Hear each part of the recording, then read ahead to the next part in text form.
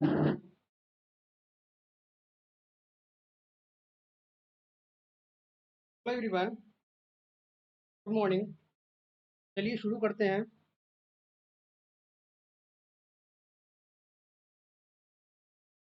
हम लोग last class में भारत भारत का संवैधानिक विकास, भारत का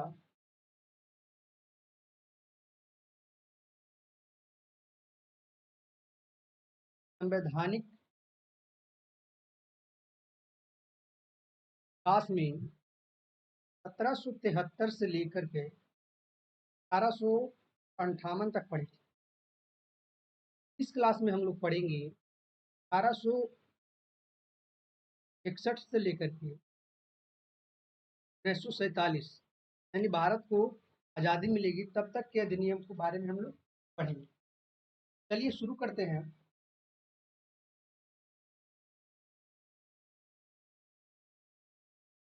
1861 का 1861 का भारत परिषद में क्या-क्या बातें कही गई थी, अधिनियम में क्या-क्या महत्वपूर्ण जो प्रावधान था उसके बारे में पढ़ें। सबसे पहले कहा गया कि वायसराय को अध्यादेश जारी करने का अधिकार मिला, है ना। वायसराय को क्या मिला? अध्यादेश जारी करने का अधिकार, यानी कानून बनाने का अधिकार। और इसका अवधि कितना होता था? अवधि होता था 6 मंथ। अध्यादेश का अवधि कितना होता था? 6 मंथ होता था। विधान परिषद में कुछ भारतीय लोगों को मनोनीत किया गया। उसमें कौन कौन थे? सर दिनकर राव, बनारस का राजा और पटियाला का राजा। इन तीनों को विधान परिषद में मनोनीत किया गया, है ना। क्या किया गया? मनोनीत किया गया। लेकिन इनको बोलने का अधिकार और प्रश्न पूछने का अधिकार और मतदान करने का अधिकार नहीं दिया गया। पे जाकर बैठ सकते थे, सुन सकते। अगला जो है ये बीवीआई है, पूछता है कि विभागीय प्रणाली का विभागीय प्रणाली का शुरुआत किस अधिनियम के तहत किया गया? तो सबसे पहले विभागीय प्रणाली का या मंत्रिमंडल व्यवस्था, इसको मंत्रिमंडल व्यवस्था भी कहते हैं या विभागीय प्रणाली कहते हैं। मंत्रिमंडल व्यवस्था या विभागीय प्रणाली का शुरुआत कब किया गया? तो 1861 का भारत परिषद अधिनियम के, है ना। विधान परिषद का गठन किया गया कहाँ कहाँ? तो बंगाल, उत्तर पश्चिम प्रांत और पंजाब में क्या किया गया? विधान परिषद का गठन। विधान परिषद का गठन बंगाल में कब किया गया? 1862 में किया गया। 1866 इसमें उत्तर पश्चिम प्रांत में किया गया।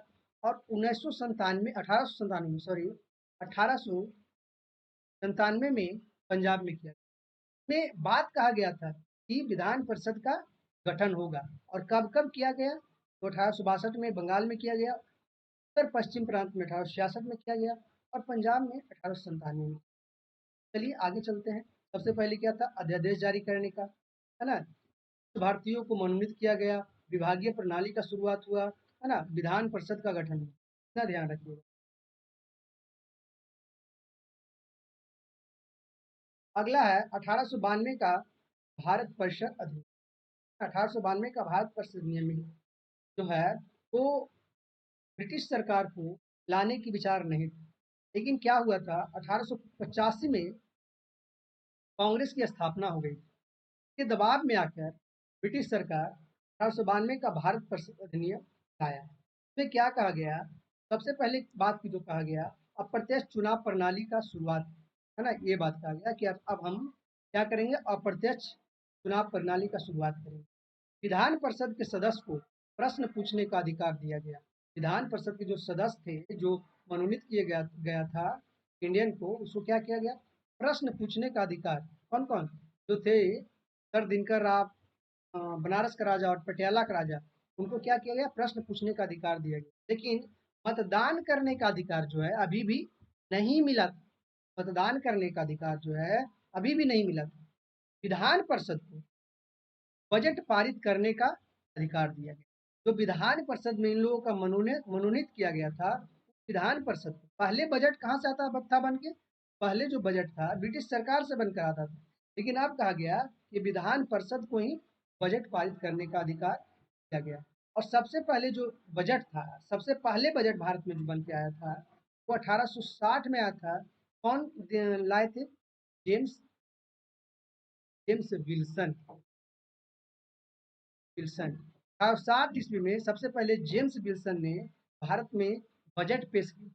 लेकिन विधान परिषद को बजट पेश करने का, यानी बजट पारित करने का जो अधिकार मिला, 1892 का भारत परिषद नियम से मिला। चलिए आगे चलते हैं। 1909 का भारत परिषद बहुत ही VVI है। इसमें बहुत बहुत मतलब बहुत इंपॉर्टेंट काम हुआ है। इसमें को हम लोग मार्ले मिंटो सुधार भी कहते हैं।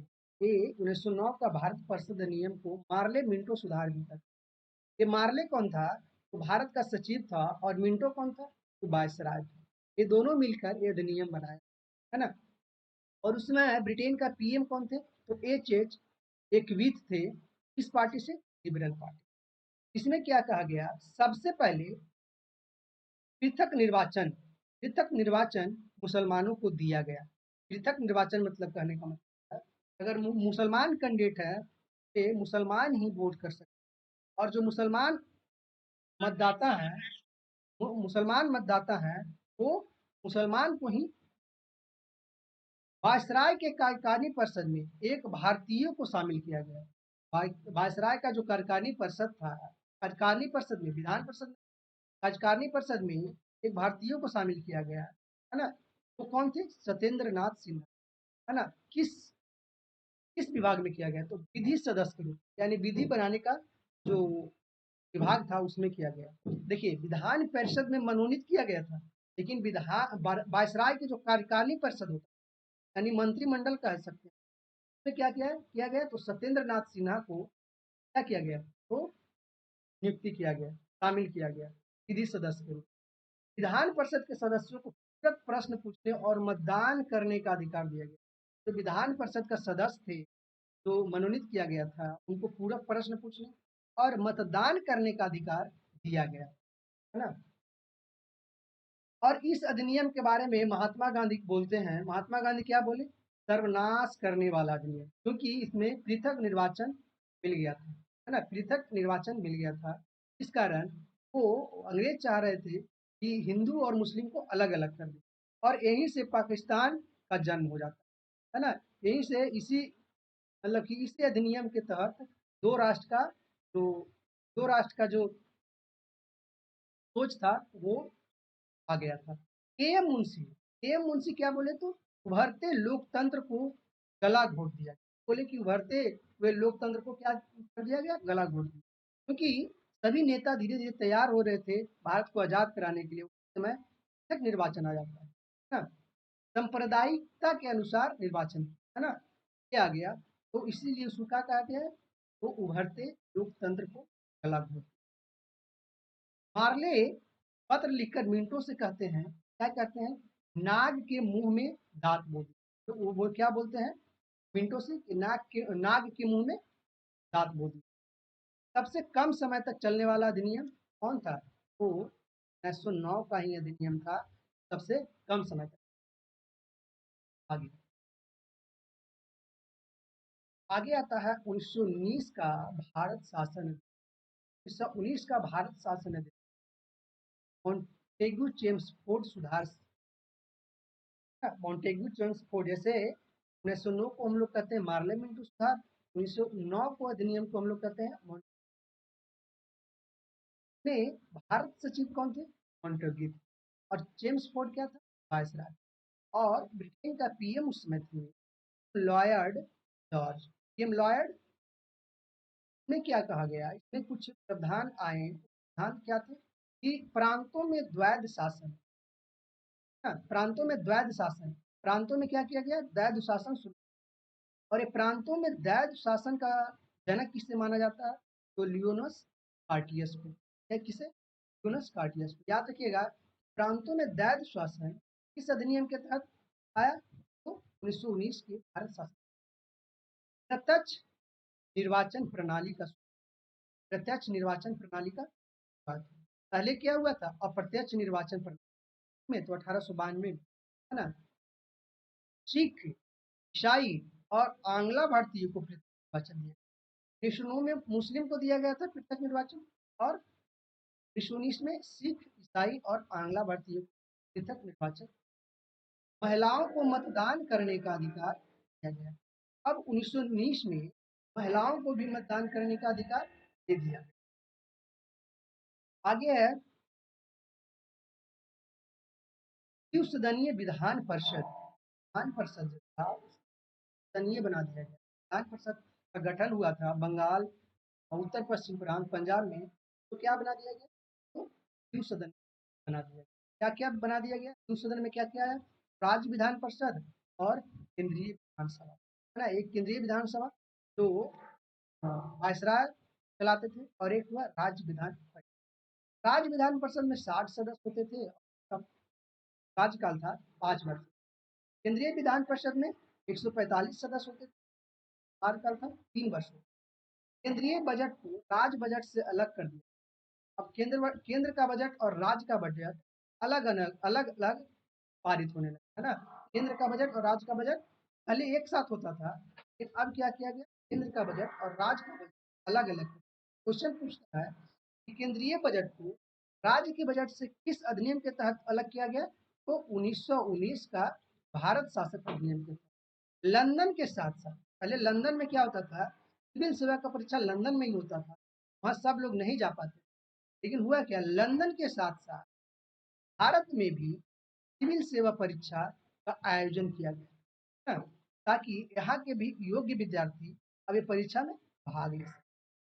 लोक लेखा समिति का गठन, याद रखिएगा, लोक लेखा समिति का गठन भी 1919 के अधिनियम के तहत किया गया, है ना।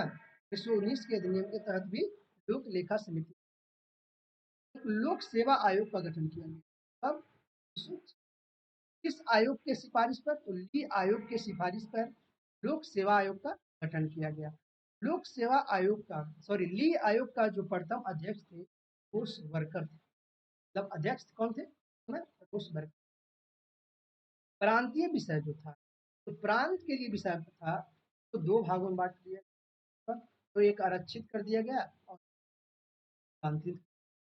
आरक्षित का फैसला कौन लेते, कार्यकारिणी परिषद, जो वायसराय का कार्यकारिणी परिषद हो, और हस्तांतरण का जो फैसला लेते थे वो कौन लेते थे, परिषद का मंत्री। यानी वायसराय और परिषद का मंत्री मिलकर हस्तांतरण सब्जेक्ट पर रूल बनाते थे, और आरक्षित सब्जेक्ट पर वायसराय और कार्यकारिणी। आरक्षित सब्जेक्ट में क्या क्या था, वित्त, न्याय और पुलिस, और बहुत सारे था, लेकिन ये इम्पोर्टेंट है। हस्तांतरण में क्या था, शिक्षा, स्वास्थ्य, स्थानीय शासन, हस्तांतरण का सब्जेक्ट। आगे आता है, आगे आता है 1935 का भारत शासन अधिनियम, है ना।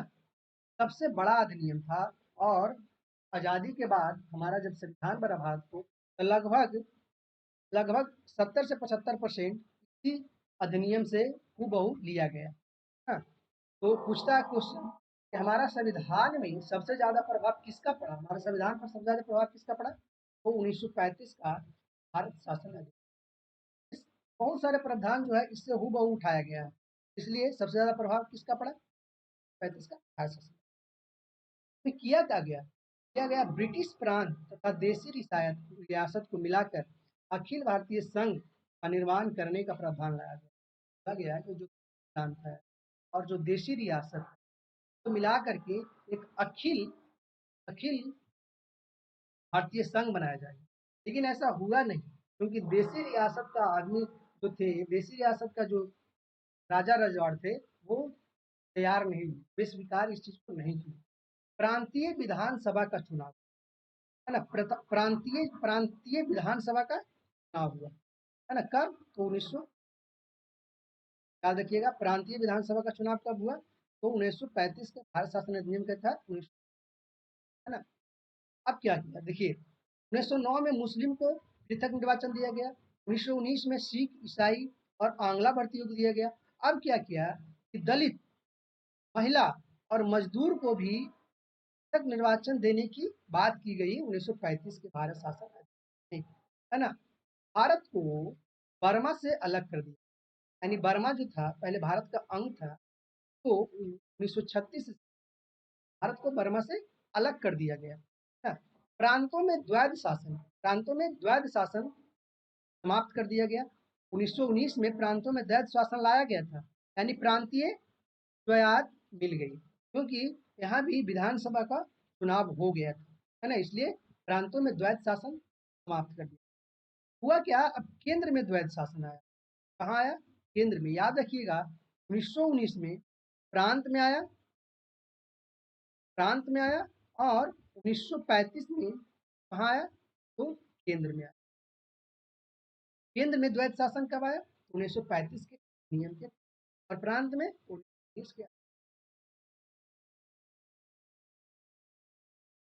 कुछ प्रावधान आए, उसमें कहा गया कि संघ सूची, राज्य सूची और समवर्ती सूची बनाया जाएगा, और बताया गया कि संघ सूची में हम लोग 59 सब्जेक्ट रखेंगे, है ना, वो जो राष्ट्रीय महत्व का रहेगा, राष्ट्र से संबंधित।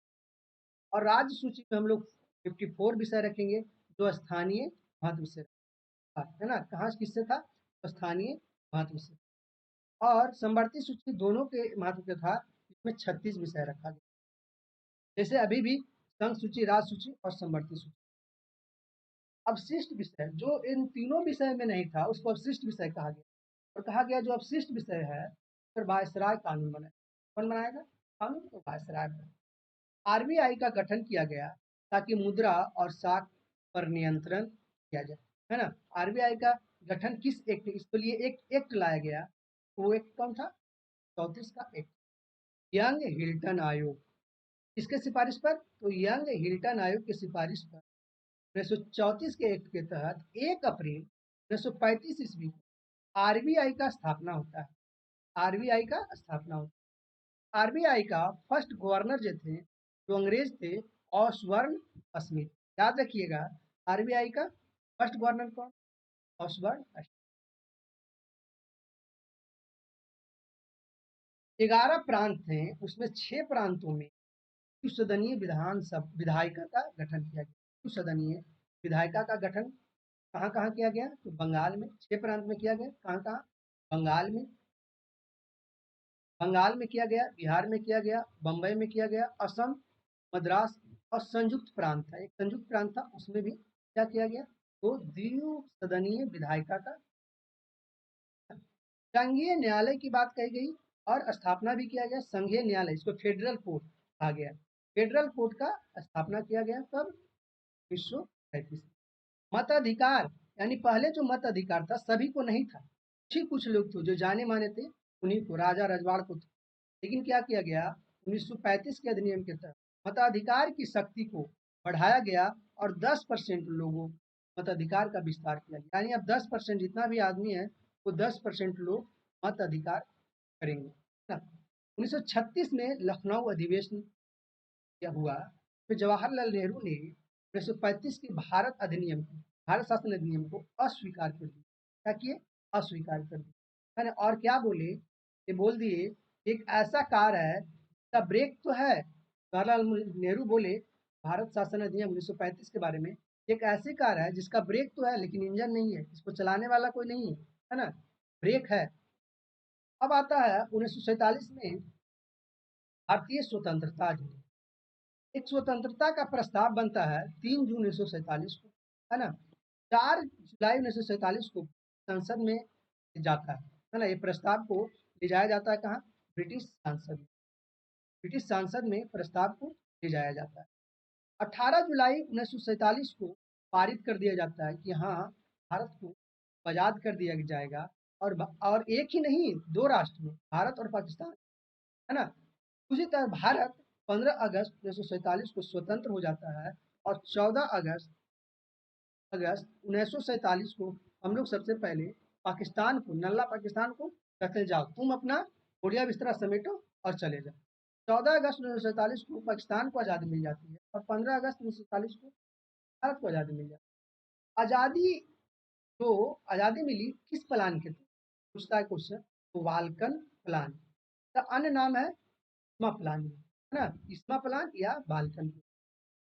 1946 में क्या होता है, कि लॉर्ड माउंटबेटन इन लोगों को जिम्मेवारियां देते हैं, हाँ, भारत के लीडर, है ना। अध्यक्ष तो वो खुद रहते हैं, लॉर्ड माउंटबेटन वो ही रहते हैं वायसराय उस समय।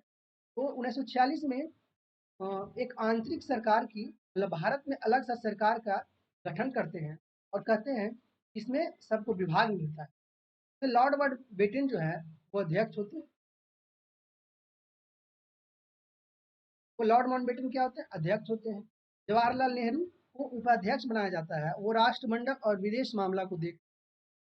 राजेंद्र प्रसाद को जो मंत्रालय मिलता है वो खाद्य एवं कृषि मंत्रालय मिलता है, वो खाद्य एवं कृषि मंत्रालय को देख रही। सरदार वल्लभ भाई पटेल को गृह एवं सूचना प्रसारण मंत्रालय दिया जाता है। जॉन मथाई को उद्योग मंत्री दिया जाता है। जगजीवन राम को श्रम मंत्री दिया जाता है। जगजीवन, है ना, जग के जीवन चलाते हैं तो वो श्रम करते हैं। बलदेव सिंह, ज्यादा बल है तो रक्षा मंत्री। सी एच भाभा, कार्य और ऊर्जा मंत्री, है ना। सी एच भाभा, कार्य ऊर्जा मंत्री, है। आसफ अली, रेलवे मंत्री। आसफ अली रेलवे मंत्री। और सी राजगोपालाचारी को क्या मंत्रालय दिया जाता है। कुछ मुस्लिम लीग के सदस्य को भी इंक्लूड किया जाता है उसमें। लियाकत अली को वित्त मंत्री दिया जाता है। आई सुंदरीगर को वाणिज्य मंत्री दिया जाता है। अब्दुल रब नसरत को संचार मंत्री दिया जाता है।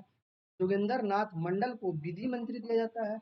और गजानतर अली को स्वास्थ्य मंत्रालय का पदभार दिया जाता है ना। स्वास्थ्य मंत्री का पदभार दिया जाता है। इस तरह भारत 15 अगस्त 1947 को आज़ाद हो जाता है। और अब यहाँ इसका प्रोसेस चलेगा आगे। क्या करता है, सी राजगोपालाचारी को गवर्नर बना दिया जाता है और एक संविधान सभा का गठन किया जाता है ना। क्या किया जाता है? तो संविधान सभा का गठन, है ना, 6 अगस्त 1946 में ही कर दिया जाता है। 6 अगस्त 1946 में कर दिया जाता है। और ये संविधान सभा क्या बनाता है? तो भारत के लिए संविधान बनाता है ना। भारत के लिए संविधान बनाता है। संविधान बनाने क्रम में बहुत सारे समितियां बनती हैं, उसके बारे में हम लोग कल पढ़ेंगे, है ना। तो thank you, thank you video को देखने के लिए। और चैनल को सब्सक्राइब करें, लाइक करें, शेयर करें। धन्यवाद।